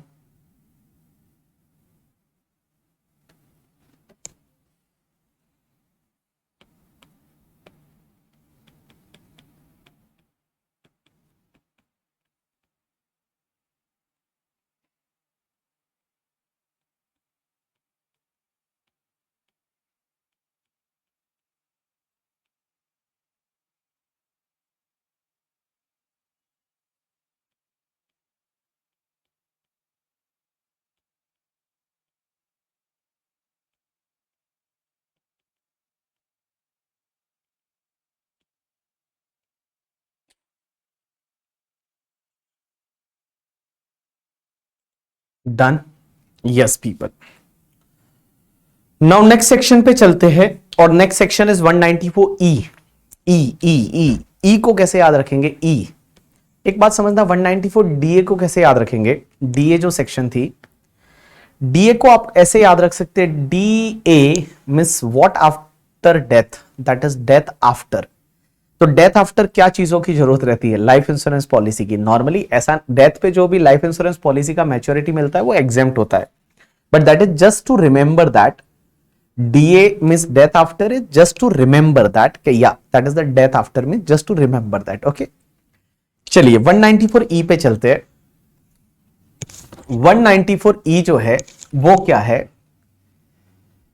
एक बात समझना, 194E जो है इसको ऐसे याद रखेंगे। आप लोगों ने पता है आईपीएल देखते हो, आईपीएल, और आईपीएल जो है ना, उस आईपीएल में जब भी दो मतलब इनिंग रहती है, दो इनिंग के बीच में एक प्रोग्राम आता है जिसको बोला जाता है एक्स्ट्रा इनिंग, जिसको बोला जाता है एक्स्ट्रा इनिंग्स। तो इसको आप याद रखेंगे ई फॉर एक्स्ट्रा इनिंग से। कैसे याद रखेंगे? E for extra inning. तो 194E आईपीएल में extra inning, E for extra inning, उससे याद रखेंगे। यह सेक्शन बोलती है कि अगर आप non sportsman, non resident sports person है, उसको अगर आप पेमेंट करते हैं, या नॉन रेजिडेंट स्पोर्ट्स एसोसिएशन है उसको अगर आप पेमेंट करते हैं, या कोई नॉन रेजिडेंट एंटरटेनर है उसको अगर आप कोई पेमेंट करते हैं, तो इसका टीडीएस आपको जो है वो यहां पे कटेगा।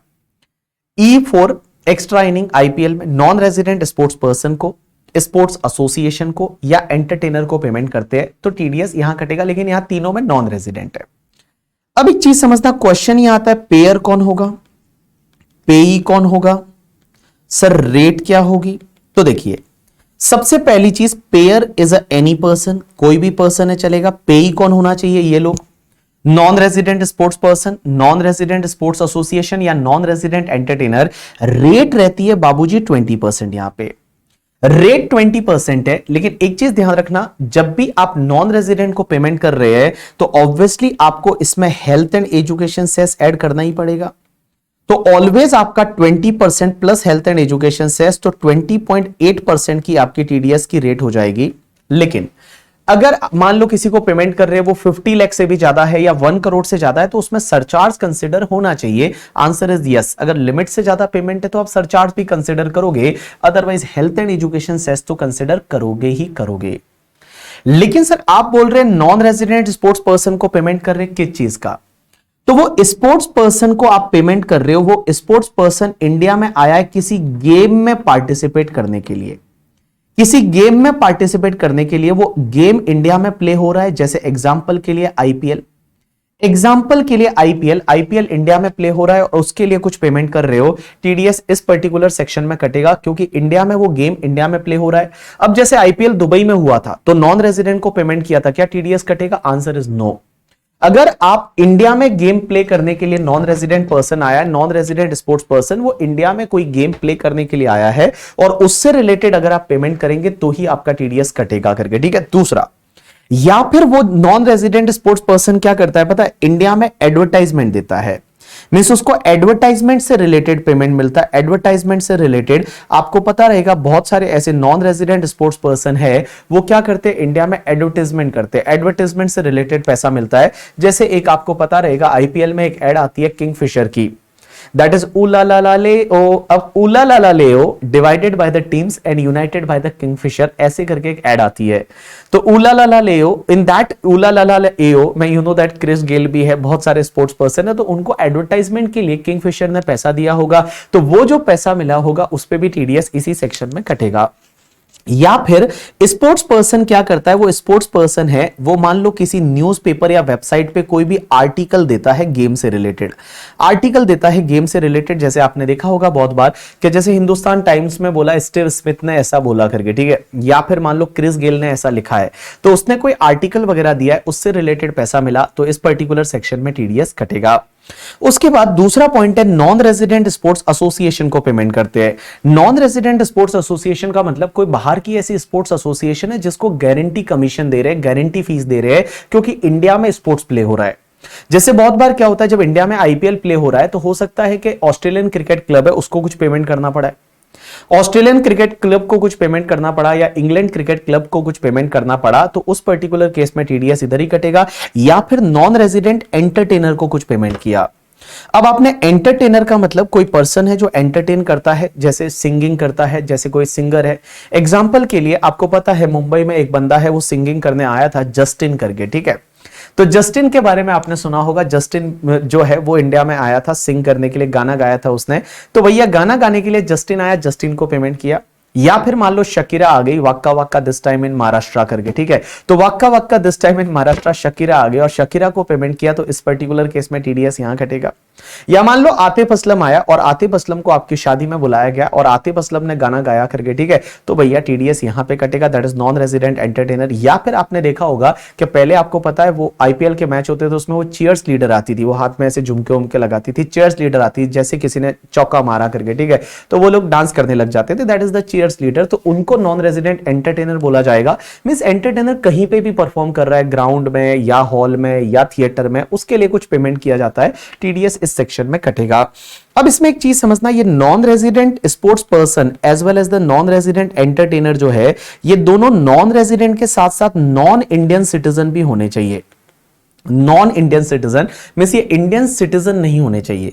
मींस ऐसा नहीं होना चाहिए कि भारत के नागरिक है, नहीं, बाहर के नागरिक होने चाहिए, नॉन रेजिडेंट होने चाहिए, उसके साथ साथ में ये नॉन इंडियन सिटीजन होने चाहिए, मींस सिटीजन भी बाहर के होने चाहिए। तो ये कंडीशन है non resident sports person and sports non resident sports person and non resident entertainer के केस में ये बाहर के नागरिक भी बाहर के होने चाहिए, सिटीजनशिप भी इनके पास बाहर की होनी चाहिए, और ये नॉन रेजिडेंट भी होने चाहिए करके, ठीक है। चलिए अब इसमें एक और क्वेश्चन ये आता है कि सर एक बात बताइए, जो भी अंपायर आते हैं या फिर मैच रेफरी आते हैं, तो अंपायर है, मैच रेफरी है, कमेंटेटर है, क्या उनको स्पोर्ट्स पर्सन माना जाएगा? आंसर इज नो, उनको स्पोर्ट्स पर्सन नहीं माना जाएगा। यहां पे एक कोर्ट का जजमेंट है, like I think Calcutta high court का जजमेंट है, और उन्होंने ये बोला हुआ है कि ये जो मैच रेफरी होते हैं ये स्पोर्ट्स पर्सन नहीं है। स्पोर्ट्स पर्सन मतलब जो खेलने के लिए आता है, that is called sports person. ये मैं आपको नॉन रेजिडेंट वाले टैक्सेशन में बताऊंगा, जहां पे क्योंकि यहां तो टीडीएस कट रहा है, इसका जो टैक्स लगेगा वो सेक्शन 115 बीबी ऐसा करके एक सेक्शन होती है, बीबीई करके या बीबीए करके सेक्शन होती है, वहां पे उस पर टैक्स लगता है। तो उस पर टैक्स लगता है 20% की रेट से। तो भैया यहां पे वो बोला गया है, वहां पे मैं आपको समझाऊंगा कि भैया कौन कौन स्पोर्ट्स पर्सन में आएगा। चलिए आप एक काम करिए, 194E में जो भी दे रखा है उसको एक बार क्विकली रीड कर लीजिए।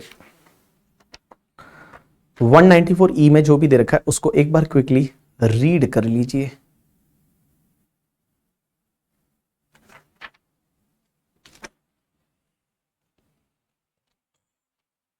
ये हंस रहे, बोले आप कैसे ऊ ला ला ला ले ओ बोल रहे हो, तो आप कनेक्ट कर सकते हो ना चीजों को यार। बोले यार रे एकदम मस्त वाला कनेक्ट हो जाता है, ऊ ला ला ला ले ओ।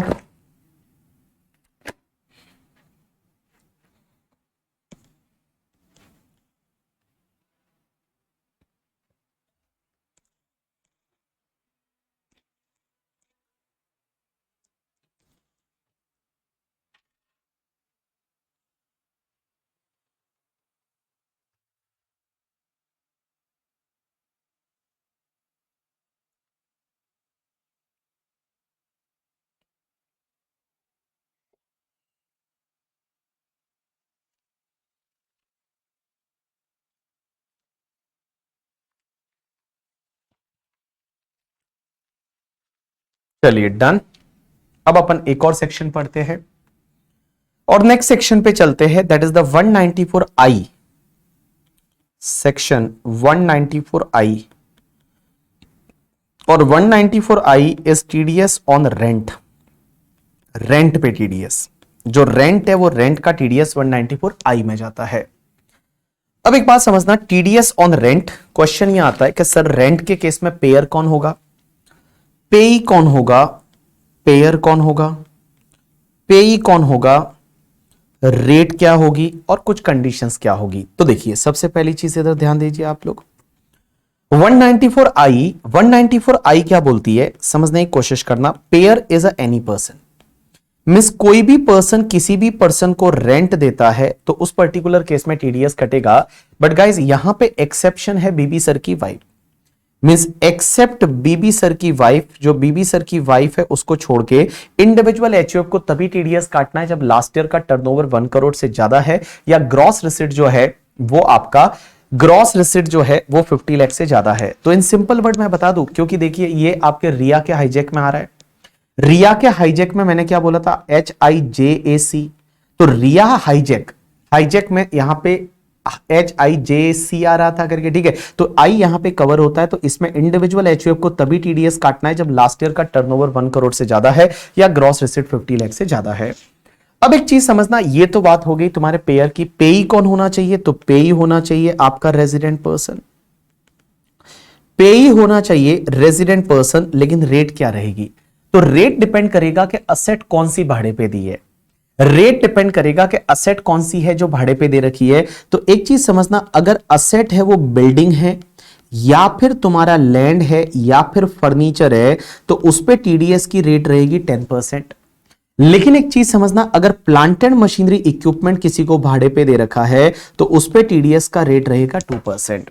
Means building, land and furniture है तो 10%, और अगर तुम्हारा यहां पे प्लांट एंड मशीनरी इक्विपमेंट है तो 2%, और बिल्डिंग, लैंड, फर्नीचर है तो आपका 10%। अब एक और चीज समझना, सर कंडीशन क्या है, तो मैं बता दूं, यहां पे टीडीएस इस सेक्शन में तभी काटना है जब पूरे साल का रेंट है वो 2,40,000 पर एनम से ज्यादा है। मींस 2,40,000 पर एनम से ज्यादा का रेंट है तो ही टीडीएस काटना है। इसका मतलब यह हुआ कि अप टू 2,40,000 तक का रेंट है तो उस केस में टीडीएस काटने की जरूरत नहीं है, उसमें टीडीएस नहीं काटेंगे।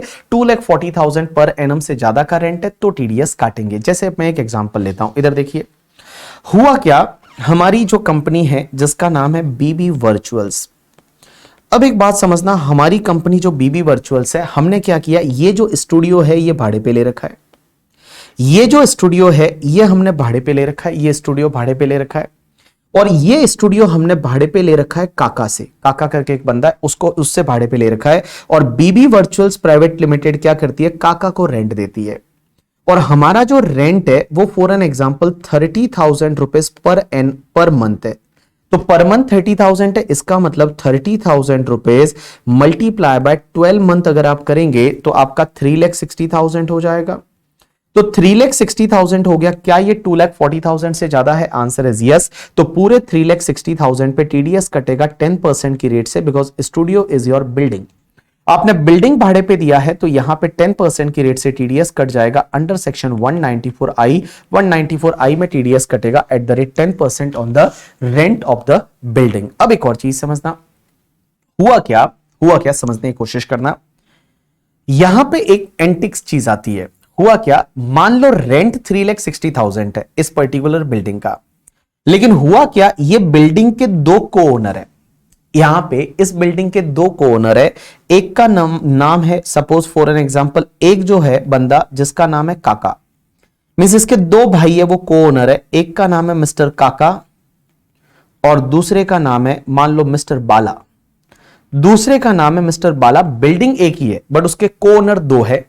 तो हम रेंट कैसे दे रहे हैं, टोटल 3,60,000 का रेंट है पूरे साल का बिल्डिंग का, लेकिन हम जो है वो काका को दे रहे हैं सिर्फ 1,80,000 पर एनम का रेंट, और बेटा बाला को भी दे रहे हैं 1,80,000 पर एनम का रेंट। अब यहां समझना, असेट का रेंट तो 2,40,000 से ज्यादा है, बट जो रेंट दे रहे हो जिस पर्सन को वो सिर्फ आप 1,80,000 पर एनम 1,80,000 पर एनम दे रहे हैं। मेरा क्वेश्चन आपसे यह है, इसमें टीडीएस कटेगा या नहीं। यहां पे टीडीएस जो है वो टीडीएस आएगा या नहीं आएगा, मुझे बताइए, यहां पे टीडीएस आएगा या नहीं आएगा। जब आपने काका को 1,80,000 पर एनम रेंट दिया, बाला को 1,80,000 पर एनम दिया, rent of the asset is more than 2,40,000। Rent of the asset is more than 2,40,000, but you are not paying 2,40,000 to the Kaka and 2,40,000 to the Bala. तो in this particular case lawmakers बोलते हैं यहां पे TDS नहीं आएगा। In this particular case TDS नहीं आएगा, there is no need to deduct the TDS because यहां पे जो लिमिट है ना 2,40,000 का, वो पेई वाइज लिमिट है। पेई वाइज लिमिट का मतलब होता है कि जिस पर्सन को आप रेंट दे रहे हो ना, आप उस पर्सन को रेंट है वो 2,40,000 से ज्यादा दे रहे हो तो ही टीडीएस कटेगा, अदरवाइज टीडीएस नहीं आएगा। तो यहां पे मीनल और उसके साथ साथ में शिखा जो है करके, ठीक है, उन्होंने गलत आंसर किया है, वेदांत ने गलत आंसर किया है यहां पे करके, ठीक है। यहां 3-4 लोग ऐसे हैं जिन्होंने गलत आंसर किया है, ऋषि ने गलत आंसर किया है। गाइस यहां पे टीडीएस नहीं आएगा, क्योंकि यहां पे लिमिट है ना, वो आपको पेई वाइज देखनी पड़ेगी कि पर पेई को आप कितना दे रहे हो। तो यहां लॉ में ये लिखा हुआ है कि किसी भी पर्टिकुलर पर्सन को जो रेंट है वो अगर आप 240 से ज्यादा दे रहे हो तो ही टीडीएस आएगा, अदरवाइज यहां पे टीडीएस नहीं आएगा। अब एक और चीज समझना, हुआ क्या, जैसे मैं एक एग्जांपल लेता हूं। हमारी कंपनी है जिसका नाम है बीबी वर्चुअल्स प्राइवेट लिमिटेड। अब हमने क्या किया, एक बंदा है जिसका नाम है काका, और उससे हमने एक तो बिल्डिंग भाड़े पे ली है। मान लो हमने क्या किया, ये बिल्डिंग भाड़े पे ली है और इस बिल्डिंग का पूरे साल का रेंट है दैट इज 1,50,000 पर एनम। तो 1,50,000 पर एनम है, तो यहां पे टीडीएस नहीं आएगा because it is not more than 2,40,000। लेकिन क्या हुआ कि हमने उनसे फर्नीचर भी भाड़े पे लिया है। ये मेरा जैसे पोडियम है करके, ठीक है, हमारे यहां पे कुछ बेंचेस लगी हुई है, कुछ टेबल्स वगैरह है, तो यहां पे हमने फर्नीचर भी भाड़े पे लिया काका से ही। तो बिल्डिंग भाड़े पे ली, उसका 1,50,000 पर एनम का रेंट है, टीडीएस नहीं आएगा। लेकिन हमने उनसे फर्नीचर भी भाड़े पे लिया है, और जो फर्नीचर है ना, उस फर्नीचर का रेंट है, हमने उनसे फर्नीचर भाड़े पे लिया है और फर्नीचर का रेंट है for an example 60,000 rupees per annum.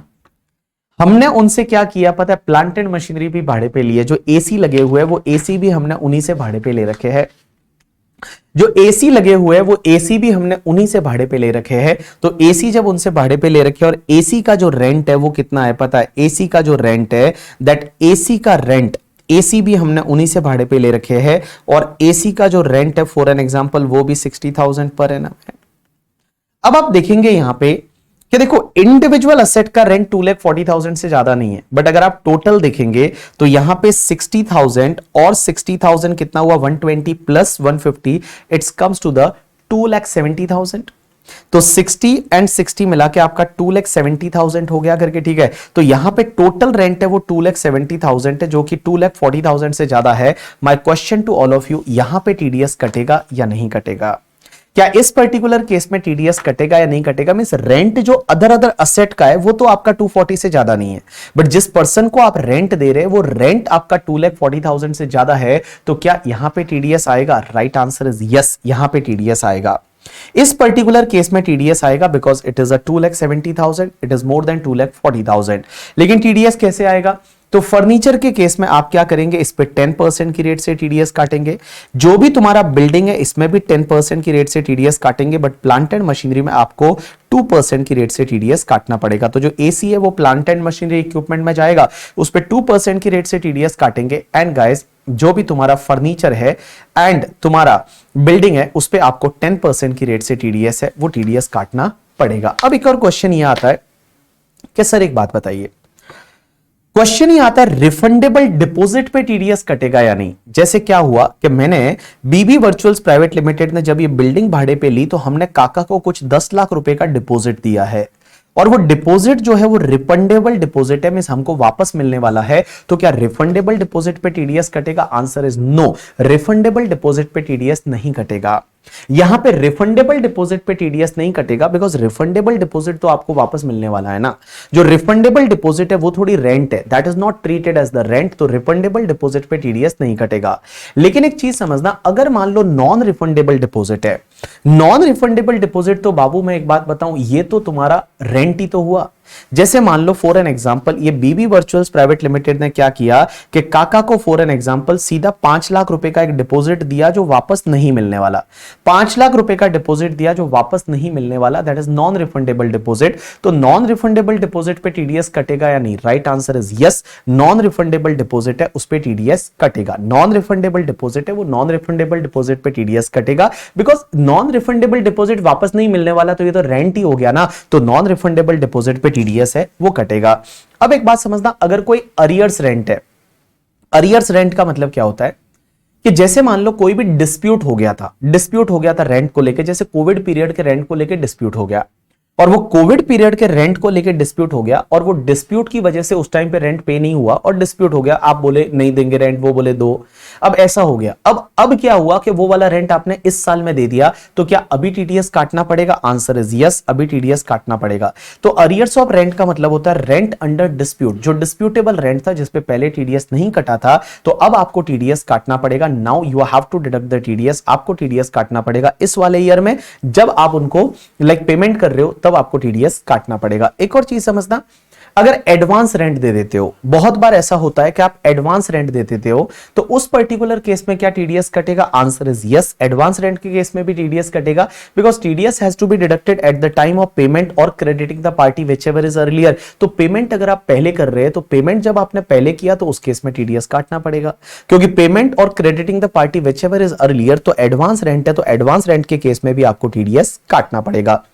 अगर वेयरहाउसिंग चार्जेस आपने पे किया, मैंने आपको बताया था कि देखिए वेयरहाउसिंग दे रखा है, गोडाउन दे रखा है, तो 194 में आएगा, लेकिन अगर कोल्ड स्टोरेज दे रखा है तो 194 में जाएगा। जो कोल्ड स्टोरेज होता है वो कोल्ड स्टोरेज तुम्हारा 194 में जाता है, बट अगर वेयरहाउसिंग की बात करूं मैं करके, ठीक है, या गोडाउन की बात करूं, तो वो तुम्हारा 194 में आएगा। अब यहां पे एक और चीज समझना, क्वेश्चन ये आता है कि सर आप जिसको रेंट दे रहे हो, वो रेंट जिस पर्सन को दे रहे हो, आप बोल रहे हो टीडीएस काटना है, क्या ये जरूरी है कि ये पर्सन उस असेट का ओनर होना चाहिए? भाई जिसको आप रेंट दे रहे हो, इज दैट पर्सन, जो रेंट दे रहे हो, वो रेंट दे रहे हो, क्या वो पर्सन उस असेट का ओनर होना चाहिए? Is it mandatory? Answer is no, there is no mandatory. वो उसका ओनर है या नहीं, उससे कोई फर्क नहीं पड़ता। आप रेंट दे रहे हो, आपको टीडीएस काटना पड़ेगा, whether that person is a owner of that particular asset और not, that is the irrelevant. दूसरी चीज, उस पर्सन के हाथ में उसका रेंटल इनकम कौन से हेड में टैक्सेबल हो रहा है, मींस हाउस प्रॉपर्टी हेड में टैक्सेबल हो रहा है, या बिजनेस में टैक्सेबल हो रहा है, या अदर सोर्सेज में टैक्सेबल हो रहा है, दैट इज ऑल्सो इररिलेवेंट। वो आपके लिए इररिलेवेंट है, आपको वो देखने की जरूरत नहीं। अगर आप रेंट दे रहे हो तो आपको टीडीएस है, वो टीडीएस काटना पड़ेगा करके। अब एक बात समझना, एक कॉन्सेप्ट आता है that is related to the passenger service fee. एक कॉन्सेप्ट आता है that is the passenger service fee. अब ये पैसेंजर सर्विस फीस क्या होता है? जैसे आपको पता रहेगा, मैं बात करूं मुंबई एयरपोर्ट की, तो मुंबई एयरपोर्ट जो है, वो मुंबई एयरपोर्ट को मेंटेन अभी कौन करता है? अदानी करता है। अदानी पोर्ट जो है, वो अदानी पोर्ट है, वो मुंबई एयरपोर्ट को मेंटेन करती है। अदानी कंपनी है, वो मुंबई एयरपोर्ट को मेंटेन करती है। जब आप एयरपोर्ट पे जाओगे तो मुंबई एयरपोर्ट बहुत ही ब्यूटीफुल एयरपोर्ट है, आपको मजा आ जाएगा देख के। मुंबई एयरपोर्ट अगर कभी जाने का मौका मिले इंटरनेशनल वाला, तो that is the amazing airport करके, ठीक है। मेरे को तो दिल्ली से ज्यादा मुंबई का एयरपोर्ट अच्छा लगता है, बट सीए बनने से पहले मैं फ्लाइट में नहीं बैठा था। सीए बनने के कम से कम 3 साल बाद मैं फ्लाइट में बैठा करके, ठीक है। तो एक बात समझना, तो हो सकता है आप लोग कभी नहीं बैठे हो, तो कोई बड़ी बात नहीं है करके, ठीक है, कोई बात नहीं। सीए बनने के बाद अपन फ्लाइट में बैठेंगे। तो Mumbai airport Adani port maintain करता है। क्वेश्चन ये आता है कि मुंबई एयरपोर्ट इतना ब्यूटीफुल है, उसका मेंटेनेंस कैसे होता होगा? उसके मेंटेनेंस के लिए मेंटेनेंस कैसे होता होगा? उसमें जब जाओगे, वहां वॉशरूम फैसिलिटी अवेलेबल है, वहां पे आप जाओगे तो वहां पे बहुत अच्छी अच्छी दुकानें लगी हुई है, आप जाके शॉपिंग कर सकते हो, रिलैक्स कर सकते हो, वहां पे कंप्यूटर लगे हुए, उस पर आप गेम खेल सकते हैं। तो बहुत ही ऐसा लगता है जैसे कहीं इंडिया के बाहर आ गए। तो ये जब मेंटेन करते हैं, तो क्वेश्चन यहां पे यह आता है, कि सर ये जो अदानी पोर्ट है, ये पैसा लाता कहां से मेंटेन करने के लिए? तो ये लोग क्या करते हैं पता है, कि जितनी भी एयरलाइंस कंपनीज है, उनको बोला जाता है कि जब भी आप पैसेंजर का टिकट बुक करेंगे ना, तो पैसेंजर से आप, हर पैसेंजर से आप एक काम करिए, एक 200 रुपया पैसेंजर सर्विस फीस है, वो आप कलेक्ट करके हमको दीजिए। आप क्या करेंगे, हर पैसेंजर से एक 200 रुपया पैसेंजर से एक पैसेंजर सर्विस फीस है, वो ली जाएगी। तो जैसे फॉर एन एग्जांपल एक कंपनी है एयर इंडिया, तो एयर इंडिया क्या करेगी, जब कस्टमर से टिकट बुक करेगी तो कस्टमर से 200 रुपया कलेक्ट करेगी और वही वाला पैसा अदानी को दे देगी। अब क्वेश्चन यहां पे ये आता है कि सर एक बात बताइए, ये जो एयर इंडिया है, वो एयर इंडिया ने ये 200 रुपया अदानी को दिया, तो क्वेश्चन ये आता है क्या अदानी का इसमें टीडीएस काटना पड़ेगा 194 में? क्योंकि पैसेंजर जो यूज करने वाला है, वो पैसेंजर जो यूज करने वाला है करके, ठीक है, तो ये तो जगह का यूज है, तो क्या ये रेंट है? क्या इसको रेंट माना जाएगा? इसको लेके सीबीडीटी का क्लेरिफिकेशन है, और सीबीडीटी ने बोला इस पे टीडीएस काटने की जरूरत नहीं है। तो जो एयरलाइंस कंपनीज रहती है, वो क्या करती है, पैसेंजर सर्विस फीस है, वो अल्टीमेटली कस्टमर से कलेक्ट करती है, और कस्टमर से कलेक्ट करने के बाद कस्टमर से कलेक्ट करने के बाद वो क्या करती है, इस मुंबई एयरपोर्ट को अदानी पोर्ट को देती है। तो अदानी को जो पैसा दिया गया पैसेंजर सर्विस फीस के नाम पे, उस पे कोई भी टीडीएस काटने की जरूरत नहीं है। There is no need to deduct the TDS, उस पे कोई भी टीडीएस नहीं कटेगा। एक और चीज समझना, बहुत बार क्या होता है जब आप लॉन्ग टर्म लीज लेते हो, लॉन्ग टर्म लीज में जैसे गवर्नमेंट से आपने एक लीज लिया करके, ठीक है, गवर्नमेंट होती है, गवर्नमेंट क्या करती है, जैसे SEZ में जो जगह होती है वो आपको लीज पे मिलती है, लॉन्ग टर्म लीज पे। लॉन्ग टर्म लीज का मतलब होता है जो भाई साहब बड़ी लंबी चौड़ी लीज रहती है, जैसे 99 ईयर्स की लीज। अब 99 ईयर्स की लीज आपने ली, और 99 ईयर्स की जब आप लीज पे असेट लेते हो, उसमें बहुत बार क्या होता है, आपको एक लीज प्रीमियम पे करना पड़ता है। लीज प्रीमियम पे किया, या फिर आपको one time upfront lease charges पे करना पड़ता है। या तो लीज प्रीमियम पे करना पड़ता है, या फिर उसको बोलते हैं one time upfront lease charges पे करना पड़ता है। तो क्या ये रेंट माना जाएगा, उस पे टीडीएस काटने की जरूरत है, क्या ये रेंट माना जाएगा? जैसे SEZ है, स्पेशल इकोनॉमिक जोन, उसमें आपको अगर कोई भी जगह चाहिए तो वो जगह क्या होती है, आपको 99 ईयर्स तक के लिए लीज पे मिल जाती है। तो 99 ईयर्स के लीज के लिए आपने वो जगह ली, और उसके लिए आपने 10 करोड़ रुपया अपफ्रंट पेमेंट कर दिया। तो 10 करोड़ रुपया आपने अपफ्रंट पेमेंट किया, तो क्या ये रेंट माना जाएगा? Answer is no. इसमें एक CBDT का क्लेरिफिकेशन है, CBDT का सर्कुलर है कि जब भी आपकी जो लॉन्ग टर्म लीज है, लॉन्ग टर्म लीज में अगर आप लीज राइट एक्वायर करते हो, जैसे 99 ईयर्स की लीज वगैरह है, तो उसमें क्या हुआ, आप जो भी अपफ्रंट लीज प्रीमियम पे करते हैं या अपफ्रंट लीज चार्जेस पे करते हैं, that will not be treated as the rent, वो रेंट नहीं माना जाएगा, उसमें आपको टीडीएस काटने की जरूरत नहीं है। अब एक बात समझना, कुछ केस लॉज है।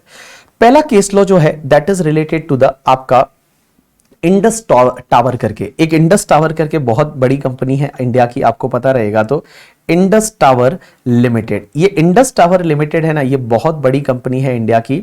और ये इंडस टावर लिमिटेड क्या करती है, जितने भी टावर देख रहे हो आप आजू बाजू में, जो मोबाइल के टावर होते हैं, वो टावर ओन कौन करती है? इंडस टावर ओन करती है।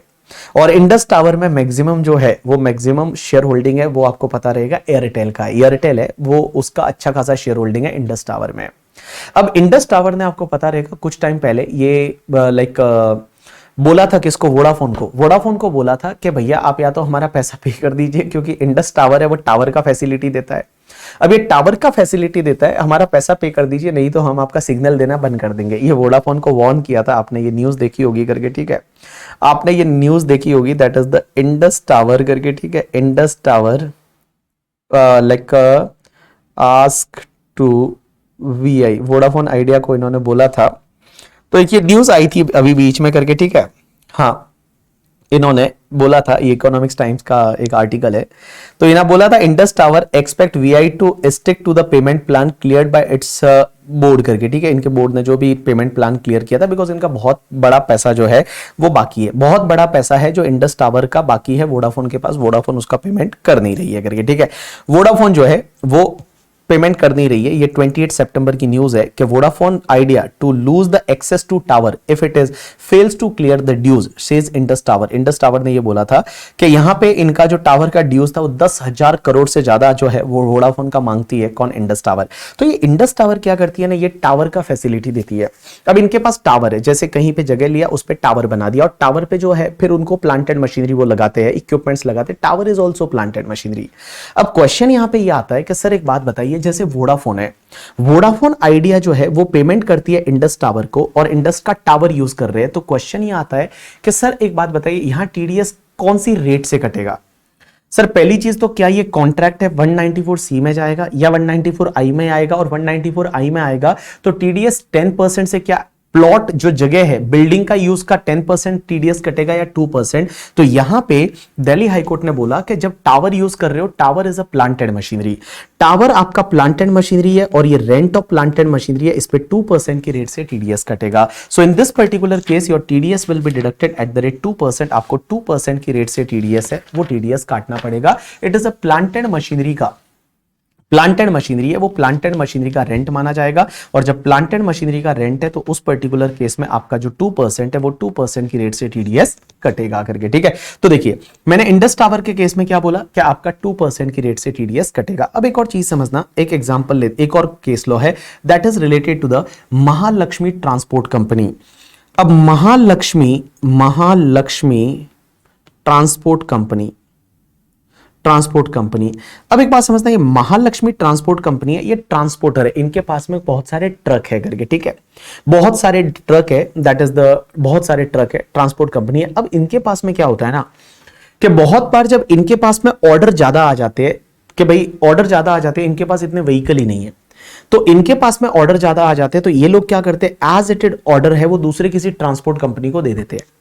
जैसे फॉर एन एग्जांपल ये महालक्ष्मी ट्रांसपोर्ट कंपनी है, इनके पास में कुछ ट्रक है, लाइक डंपर है, टिपर है, बहुत सारे ऐसी चीजें हैं जिससे वो ट्रांसपोर्टेशन का काम करते हैं।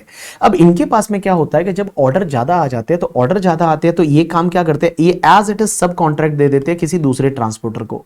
तो दूसरे ट्रांसपोर्टर को जब उन्होंने पेमेंट किया, तो क्या टीडीएस 194C में कटेगा या फिर 194I में कटेगा? क्या ऐसा माना जाएगा कि उन्होंने ट्रक भाड़े पे लिए 194I में आएगा? क्या ये रेंट है या फिर ये कॉन्ट्रैक्ट है? ये रेंट है या फिर कॉन्ट्रैक्ट है? या गुजरात हाईकोर्ट का जजमेंट है, और गुजरात हाईकोर्ट ने बोला कि it is a contract basically. भाई रेंट तब आएगा जब उन्होंने आगे वाले से कोई ट्रक भाड़े पे ले लिए, ट्रक भाड़े पे ले लिए, ठीक है, ट्रक भाड़े पे ले लिए और ड्राइवर भी नहीं है, उसका पेट्रोल भी वो नहीं भरा रहा है, और तब अगर ऐसा हुआ तो 194I आएगा। लेकिन उन्होंने तो सब कॉन्ट्रैक्ट दिया है। भाई बहुत बार ऐसा होता है कि जब कस्टमर ज्यादा हो जाते हैं तो उन्होंने क्या करते हैं कि ये कॉन्ट्रैक्ट एज इट इज आगे सब कॉन्ट्रैक्ट दे देते हैं। तो आगे जब सब कॉन्ट्रैक्ट दे रहे हैं तो उस पर्टिकुलर केस में टीडीएस 194C में कटेगा, 194I में नहीं कटेगा। TDS is not applicable under section 194I, here TDS will be deducted under section 194C करके। अब एक और चीज समझना, क्वेश्चन यहां पे ये आता है कि सर एक बात बताइए, एक और जजमेंट है that is the Karnataka high court का, and that is in case of the corporation bank.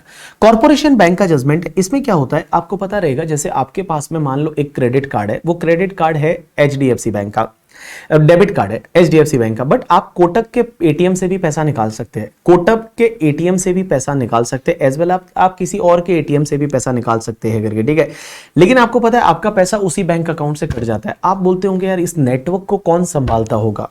ये पूरा जो नेटवर्क है ना, इसको एनएफएस संभालता है करके, ठीक है, इसको जो है वो एनएफएस करके जो है वो इसको संभालते हैं करके, एक कंपनी है that is the national financial switch करके।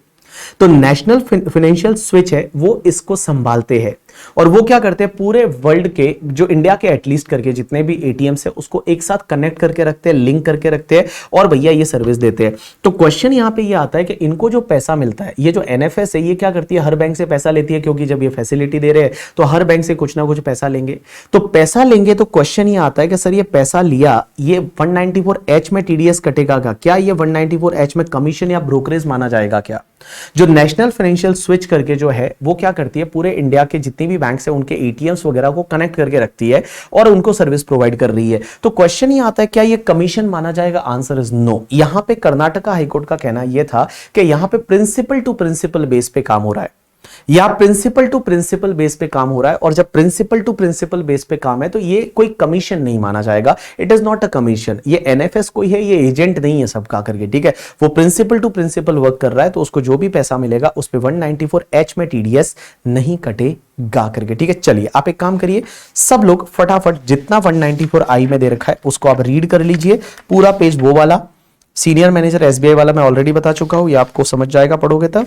आपका पूरा पेज वो वाला, और उसके अगले पेज पे जो कॉर्पोरेशन बैंक तक का केस लो है वो आप पढ़ लीजिए, 10 मिनट का ब्रेक लीजिए, उसके बाद कंटिन्यू करते हैं 194IA से।